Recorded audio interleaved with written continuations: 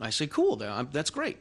And then he says, well, I'm not going to tell my wife and kids that I have a gun in the house. And I say, well, that's kind of crazy. I'm not going to tell you what to do, but that's kind of crazy, because if they don't know how to operate it, that's where they're going to get into some sort of an accident. That gun. Right. They're not going to know how to check and see if it's loaded or not. They're not going to know what a safe direction is. Number one, if they come across it, it might scare the heck out of them, not knowing where it came from. Right. That too. Yeah. And if a husband has, this is where the laws we have here in Massachusetts.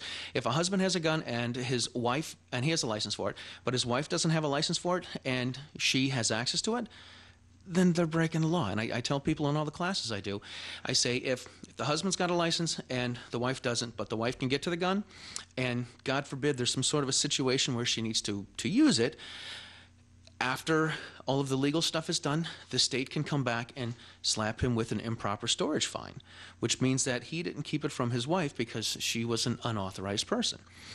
And so if you're going to have a gun for protection at the house, everybody needs to have a license. Everybody needs to. They don't have to have a license. It's good if they do, but they certainly need to know how to be safe with it.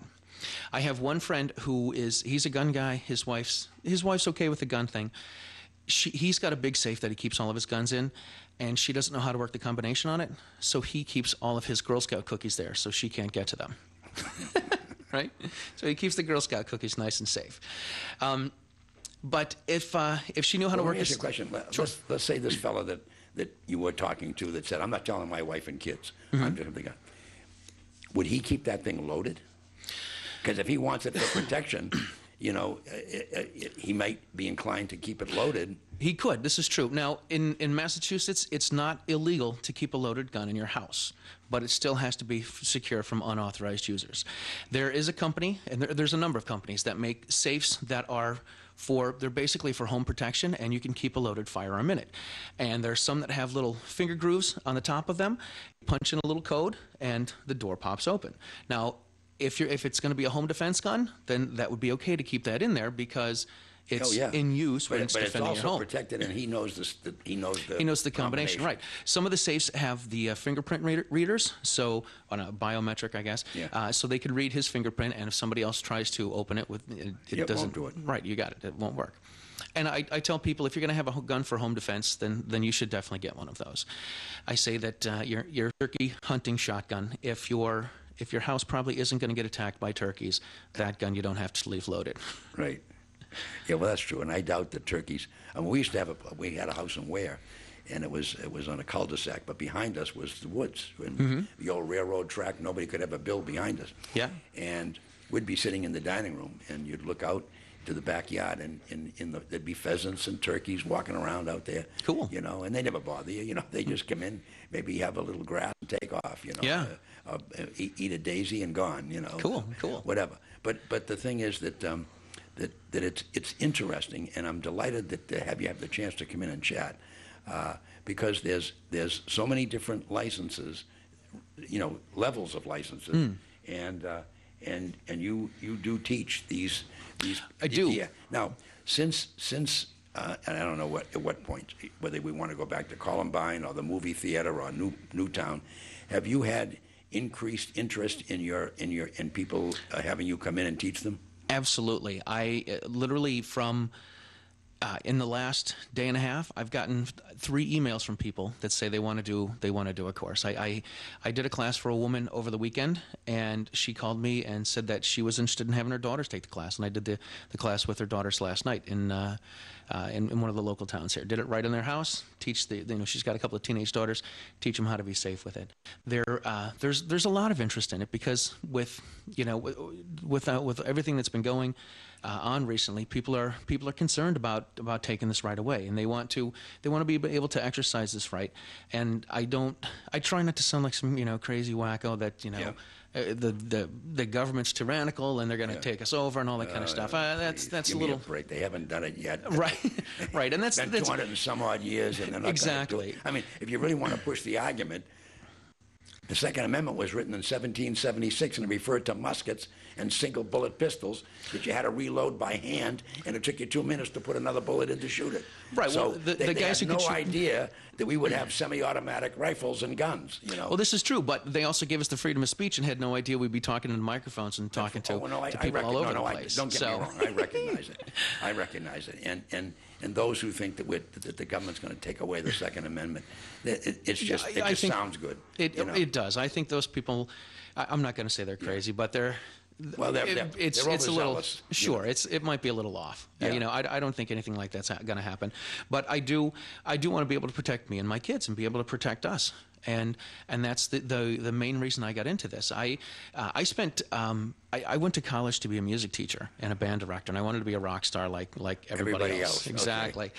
And I spent years playing in a disco band and a Motown funk band and doing our gigs and opened up for some big people and, up and down the East Coast, and went to Aruba to play and been to Europe a couple times to play. So who'd you play with? I played with this band called Soul City. Okay. And what do you play? I'm a trombone player. Okay.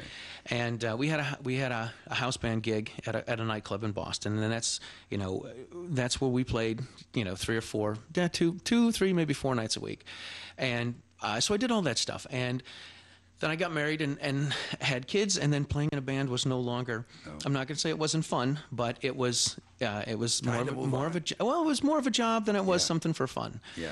And then I. For some reason, I ended up getting a magazine subscription for a deer hunting magazine because I was doing a fundraiser for one of my nephews, and I thought there were no music magazines I wanted to do or that I was interested in. So I figured I'd do something that was totally unrelated, something I would never, ever be interested in doing. And I got a deer hunting magazine. Well, that put me on a mailing list as a hunter for the NRA. And they sent me a letter that said, hey, come fight the anti-gun wackos, become a member for $25. And I'm like, well, that sounds cool. That'd be kind of fun, right? So I became a card-carrying NRA member and never having fired a gun before. And then after, getting magazines for a while, and this was in maybe 2000 or so, I was teaching in a public school, and this is after September 11th, excuse me. I was teaching in a public school, and the safety plan was that if somebody was in the school that shouldn't have been in, the principal would come on the intercom and say, the eagle has landed, and everybody hide under the desks. And I'm like, well, that's kind of crazy. I remember sitting in the teacher's room saying, well, that's kind of crazy. If the teachers all had guns, they could shoot the bad guys. We could go right back to teaching and not have to worry about anything. So that kind of made me think, hey, maybe one February vacation I'll go get my gun license. Well, I did that process, and by June I got my gun license because I had to talk to the police and then get an application. Then I had to take a class. Then I had to go back in and meet with the police. Why don't you go through that? Because I think what I'm trying to do is let people understand both. There's two sides to every issue. Look, it doesn't matter what it is. Yeah. And I always used to maintain it. I was in politics for a long time. And we do this show, Politics as Usual, we call it. And the interesting thing I always maintain that every time you made a decision, you made an enemy, because it was always two people. No matter what you voted on, there was somebody who wanted it and somebody who didn't. You got it. Okay? So every time if you stayed long enough, you'd have more enemies than you'd have friends. Totally. And you'd be gone. See? I had a friend of mine who says there's always 3 sides to every story. There's his side, there's her side, and there's the truth. Yeah. Well, somewhere in between it. Exactly. But so maybe going through that process of from the time you decided, gee, I think I want to have a gun. Can you go through the steps so absolutely. people can understand that you just didn't go in, buy a gun, and off you go? And off I head out. No, not like that at all. The first thing that you need to do if you decide you're going to want to get a gun or get a firearms license, the first thing you do have to take a firearm safety course. There are about 20 classes that the state says are okay and they accept as a firearm safety course. Some of the classes will allow you to have only rifles and shotguns, and the other class will allow you to have handguns. And there's classes out in Smith & Wesson. There are classes that are up in at SIG Academy up in New Hampshire. There's a lot of NRA courses that the state accepts. There's a couple of other curriculums that they have, but there's about 20 courses in all that the state accepts as classes that will teach you what you need to know. After the basic class that I teach is 4 hours long. The other class that I teach is 8 hours long. The 8 hour class is all handgun stuff, and some of the stuff that we do is we do all the book work and all the legal stuff, and then what we do is we end up going out to the range and doing some live firing. We shoot. I was going to ask you that. If somebody, if you go give them a lesson, they have to go get the process. They never actually fire the gun, do they? It depends on which class they take. Because, I mean, you take a 16-year-old girl. She needs to know what that gun's going to do. Oh, sure, absolutely. Boom, that thing kicks. Yeah, absolutely. And if somebody wants to just do the 4 hour class and wants to go out and do some live firing, that's something that I can do also. That's not a problem at all. But they sit through the one of the courses, either the 4 hour class or the 8 hour class. They're going to get a certificate from the instructor to say that they've met the minimum requirements for what the state says. Then the person's going to go down to the local police station and get an application. They're going to fill out the application, and then they make an appointment with the police. When they make an appointment with the police, they're going to bring in the application and the certificate that says they've taken the safety course. They're going to bring in a check for $100. If you're under 18, it's only $25, which is kind of cool. And then Why? Why? I'm not sure. I think they want to try to make it easier for young people to get an education and they get their FID card. Okay, well, that's one thing that all they worry about down in Boston is finding new taxes. There you go. Well, we can tip them off to that one. This is true. Now, I don't want to get into at least make it 50. I don't want to get into political stuff, No. but when I first got my gun license 12 years ago, it was only $25 for the license, and then when Mitt Romney was in office, it went up to $100. And the license then, the $25 license was only good for 4 years, and so they increased it to $100 and then made the licenses good for 6 years. So anyway, you're going So the licenses have an ending date on them. Yes, they have an expiration date, yeah. So they have to be renewed. They have to be renewed every 6 years. Do you have to take a course when you renew them? No, you don't, no. In other words, it's a money grab. It could be. Yeah. I don't work for the state, so don't quote me on that. But yeah, you have to renew them every 6 years. After you have your license, you've already been through a firearm safety course, and the chief of police will usually trust you. We have 351 towns in Massachusetts, and we have 351 interpretations of what a suitable person is. So if, out here in the central part of the state, it's easy to get Is that the law, a suitable person? Yeah, they have to be a suitable person in the eyes of the chief of police. I mean, if you wear a suit, you're all set.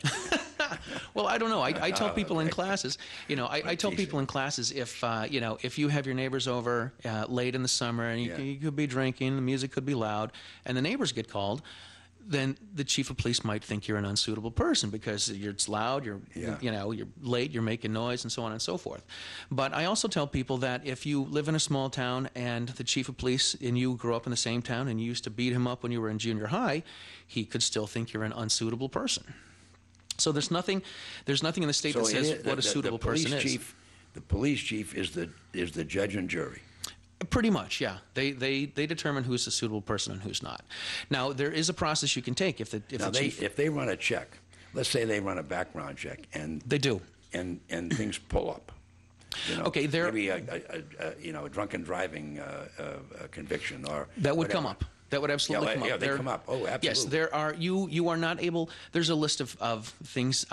I call my gun license my good guy card because there's a list of things that I haven't done which allow me to get the firearms license. And it's a felony conviction as a juvenile or a felony conviction as an adult, confined to a hospital or institution for mental illness. Oh my gosh, what else is there? Being past or current treatment for drug addiction or habitual drunkenness, having a misdemeanor punishable by more than 2 years. So that if a DUI popped up, he may not be willing to give you that license. Yes, this is true. If your DUI, I want to say if it's before May 27th, 1994, you can still get a license to have a Class A license, which allows you to have handguns, rifles, and shotguns. But if it was after then, you are forbidden from having a handgun. You can't get a Class A license. You can get an FID card and have what we call non-large capacity rifles and shotguns. You can have those after 5 years after everything is all done, the probation and sentencing and whatever. Then after 5 years after that, then you can get a license to get an FID card. Yes, there definitely are. Definitely. And that's what they'll pull up in the background check. Yep, it all comes up in a background check. Yeah. I've had a couple students that have had sealed files from when they were teenagers, and that came up. I had a student one time who shot a telephone pole worker with a BB gun, and it came up that he had a sealed file. It didn't prevent him from getting his license, but if he didn't tell the police, and then he would have not been able to get a license. I had another guy who was. If he didn't go in and confess that. Yes, if you didn't go in, if you don't tell the police that you have